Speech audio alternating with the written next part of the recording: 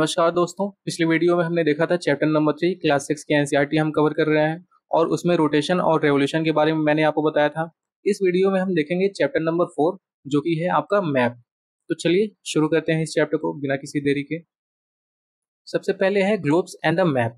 कह रहा है we widely use map to study. देखो मैप का हम यूज क्यों करते हैं? स्टडी करने के लिए, बट ग्लोब का भी तो काम हम स्टडी करने के लिए यूज कर सकते हैं।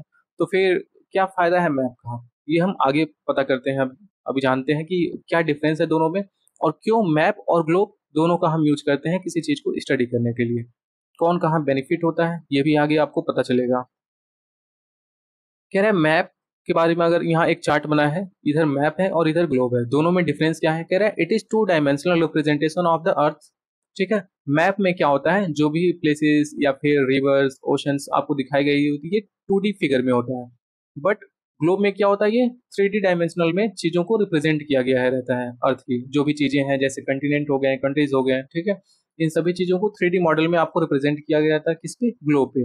बट मैप में ये सब आपको 2D में मिलेंगे। कह रहा है map is easy to carry and use. देखो मैप को हम आसानी से एक जगह से दूसरी जगह लेके जा सकते हैं, बट ग्लोब को हम इजिली मैप की तरह एक जगह से दूसरी जगह कैरी नहीं कर सकते हैं क्योंकि ये बल्कि हो जाता है। In a map we can study about villages, district and cities. देखो मैप विलेजेस का भी बना सकते हैं, डिस्ट्रिक्ट का भी, सिटीज का भी, बहुत क्लियर मैप बना सकते हैं इन सब का। ठीक है, पर्सनल विलेजेस या फिर पर्सनली डिस्ट्रिक्ट या फिर पर्सनली कोई फिक्स्ड सिटी का पर्टिकुलर विलेजेस हो गए, डिस्ट्रिक्ट हो गए, सिटीज हो गए, इन सब का भी मैप बनाया जा सकता है। But a globe is harm useful only if we have to study continent and ocean.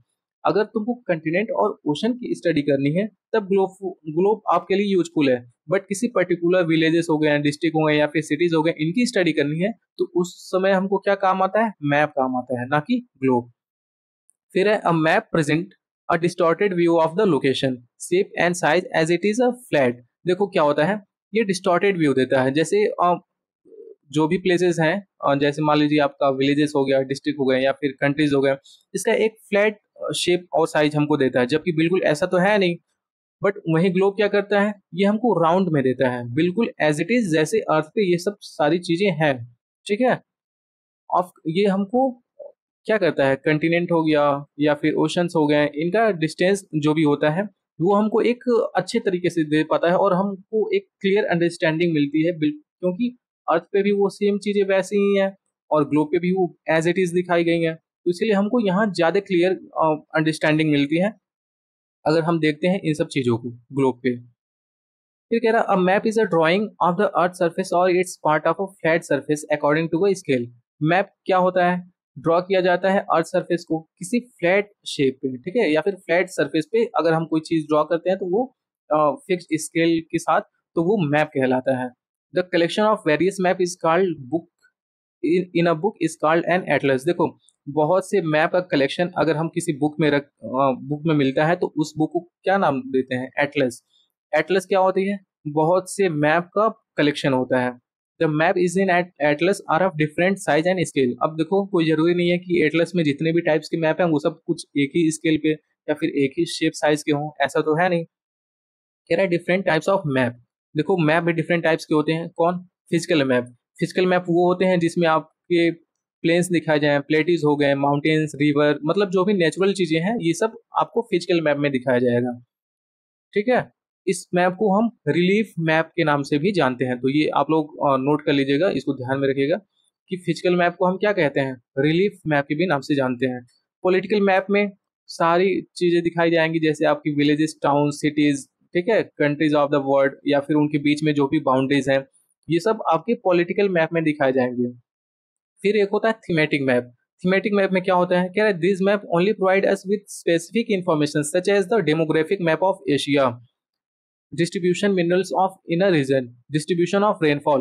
देखो किसी पर्टिकुलर टॉपिक को ये एक्सप्लेन करता है, जैसे हमको किसी एरिया का रेनफॉल देखना है, ठीक है, और जैसे मान लो कोई एरिया है, उस एरिया का हमको ईयरली रेनफॉल देखना है, तो ये हम थीमेटिक मैप में देख सकते हैं। कोई एरिया है जहां हम पॉपुलेशन के बारे में पता करना चाहते हैं, उसकी पॉपुलेशन का कोई चार्ट चाहते हैं, तो वो आपका थीमेटिक मैप में दिखेगा। ठीक है, तो थीमेटिक मैप किसी पर्टिकुलर सब्जेक्ट पे जब मैप बनाया जाता है तो वो होते हैं थीमेटिक मैप्स। अब यहाँ देखते हैं हम इंडिया का मैप। देखो ये फिजिकल मैप ऑफ इंडिया है। अब देखो यहाँ ग्रीन ग्रीन रीजन दिखाया गया है, ये क्या हो गया, आपके प्लेन्स रीजन हो गया। ये जो येलो में है ये आपके हिली रीजन या फिर कह सकते हैं प्लेट्यू रीजन हो गया, ठीक है। इधर जो ज्यादा डार्क साइड हो गया ये और हिली रीजन है। तो ये क्या दिखा रहा है आपको, ये फिजिकल फीचर दिखा रहे हैं, ठीक है, आपको रिलीफ दिखाया जा रहा है यहाँ पे।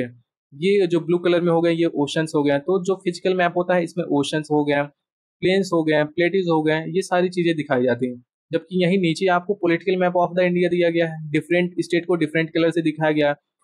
क्यों? क्योंकि ये एक फिक्स्ड शेप और साइज दिखा रहा है किसी स्टेट का, तो ये सब किसमें देखने को मिलता है, पॉलिटिकल मैप में देखने को मिलता है, ठीक है।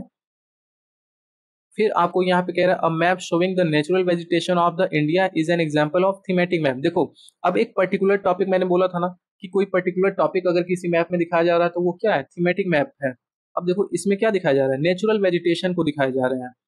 तो आप यहाँ पे देख सकते हैं ये नेचुरल वेजिटेशन दिखाया जा रहा है, तो ये आपका थीमेटिक मैप है। कह रहे component of map, distance, direction and symbols are three component. ये तीन कंपोनेंट मैप में होने ही चाहिए, ठीक है। देखो सबसे पहले है डिस्टेंस। कह रहा है since the various part of the earth are represented on a sheet of paper in a map we draw this map on reduced scale. देखो क्या होता है, अगर कोई वेरियस पार्ट है अर्थ का जिसको हमको रिप्रेजेंट करना है किसी शीट ऑफ पेपर में, तो अब उतना बड़ा हम मैप पे तो ड्रॉ कर नहीं सकते हैं। तो हम क्या करते हैं, एक फिक्स्ड स्केल लेते हैं, एक रेशियो लेते हैं उसका, और दोनों रेशियो को हम एग्जैक्ट प्रोपोर्शनल में ड्रॉ करते हैं, ठीक है। The actual large distance is represented by small distance in a map.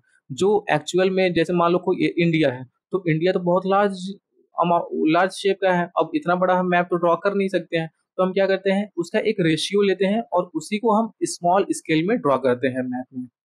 A scale is the ratio between the actual distance on the ground and the distance shown on a map। Scale क्या होता है, ये एक ratio होता है किसके किसके बीच में, जो एक्चुअल डिस्टेंस है ग्राउंड की और वो डिस्टेंस जो हम मैप में बना रहे हैं, इन दोनों के बीच का एक्चुअल डिस्टेंस का प्रोपोर्शनल होता है, बीच का रेशियो होता है scale. The distance between your home and your friends home is 20 kilometre. देखो क्या है, एक एग्जाम्पल से समझते हैं। जैसे कि आपका घर और आपके फ्रेंड के घर के बीच का जो डिस्टेंस है वो 20 किलोमीटर है। If we have to show this distance on a map then we will take 1 centimetre 10 kilometre. देखो अब अगर हम कोई मैप बनाएं और उसमें डिस्टेंस दिखाएं आप दोनों के घर के बीच का, तो ये तो पॉसिबल नहीं है कि 20 किलोमीटर का डिस्टेंस दिखा पाए। तो हम क्या करते हैं, एक रेशियो लेते हैं जिसमें हम 1 सेंटीमीटर 10 किलोमीटर के बराबर दिखाएंगे। तो अगर हम 2 सेंटीमीटर की कोई लाइन बना रहे हैं तो क्या होगा, 20 किलोमीटर दिखाएगा। क्यों? क्योंकि हमने रेशियो लिया है 1 सेंटीमीटर 10 किलोमीटर को दिखाने के लिए, तो इजिली हम बना पाएंगे शॉर्ट स्केल में इसको।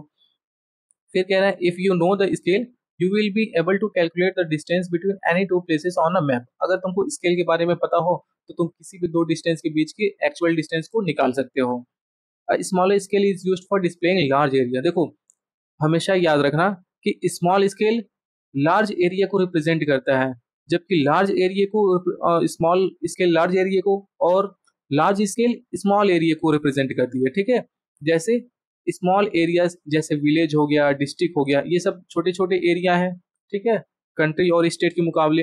तो इनको हम लार्ज स्केल पे बनाते हैं ताकि चीजें और क्लियर हो सके। और चीजें अब जैसे विलेज है, विलेज का बनाएंगे हम तो लार्ज स्केल पे बनाएंगे, हर चीजों को दिखाएंगे, कहाँ कुआं है, कहाँ रोड्स हैं, कहाँ पेड़ हैं, ये सब चीजें बहुत अच्छे से दिखाएंगे हम मैप में। इसीलिए हम लार्ज एरिया में बनाते हैं क्योंकि ये जगह छोटी है। और सपोज करो हम इंडिया का मैप बना रहे हैं तो इसको हमें स्मॉल स्केल में बनाना पड़ेगा। अब इंडिया का मैप बना रहे हैं तो उसमें हम पेड़ पौधों और रोड्स को तो दिखा नहीं पाएंगे क्योंकि बहुत से पेड़ पौधे हैं, रोड्स हैं, तो इसीलिए हम स्मॉल स्केल में बनाते हैं लार्ज एरिया को। फिर है आपका directions. Map usually have an arrow marked with a letter M. देखो क्या होता है, मैप में डायरेक्शन का भी होना बहुत जरूरी है, ठीक है, क्योंकि ये भी एक उसका इंपॉर्टेंट कंपोनेंट है। सबसे ऊपर की तरफ देखोगे मैप में तो हमेशा नॉर्थ, नीचे की तरफ देखोगे साउथ, अगर राइट की तरफ देखोगे तो ईस्ट, और वेस्ट की तरफ देखो, इधर लेफ्ट की तरफ देखोगे तो आपको वेस्ट देखने को मिलेंगे। और ये कुछ सब डायरेक्शन है, ठीक है, north east, south west, north west. फिर उसके बाद आता है symbols. Symbols are an important component of a map. देखो अगर किसी मैप को पढ़ना है तुमको तो उसका कोई ना कोई सिंबल्स होता है, ठीक है। वो अगर सब कुछ हम मैप में ड्रॉ करने लगेंगे तो बहुत बड़ा हो जाएगा, इसीलिए हम कुछ कुछ चीजों का सिंबल ड्रॉ करते हैं। अभी आगे मैं दिखाऊंगा आपको कि वो सिंबल्स कैसे होते हैं। In any map we can not draw the actual shape. वही कह रहा है कि हम कोई मैप अगर ड्रॉ कर रहे हैं तो कोई ज़रूरी नहीं है कि हम हर चीज़ का उस शेप बना ही पाएँ।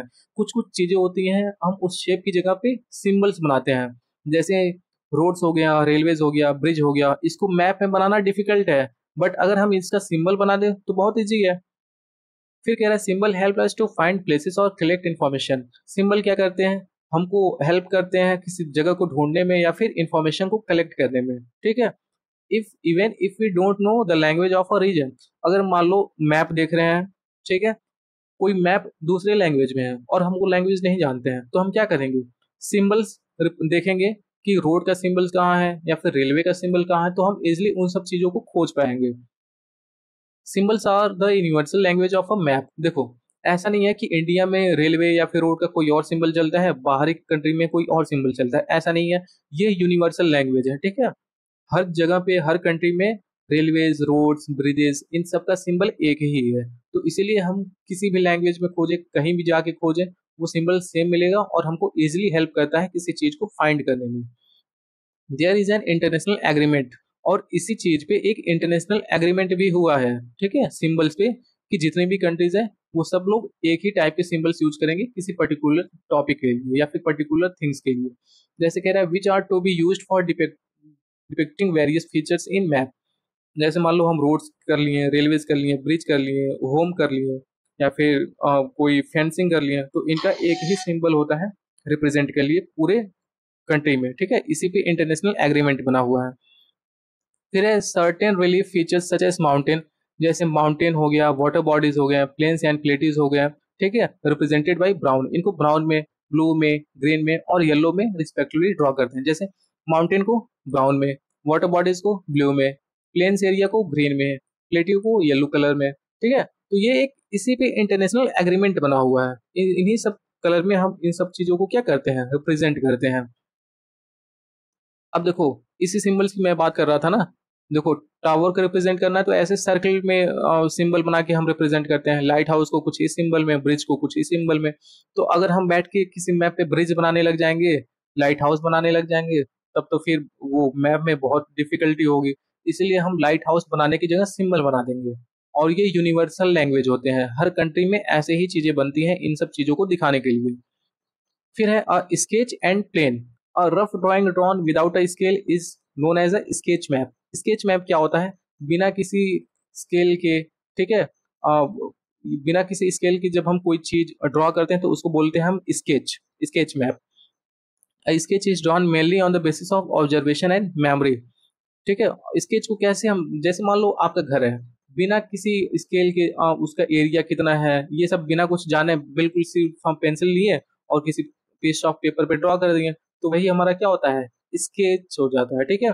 उसमें कोई ऑब्जर्वेशन नहीं देखना होता है कि कौन सा आपका रूम कितना एरिया में है, फ्लोर, बाकी आपका घर के जो रूम है वो कितने एरिया में है, कितना शेप है, क्या साइज है, ये सब बिना देखे हम अगर कोई चीज बनाते हैं तो वो हो जाता है स्केच, ठीक है?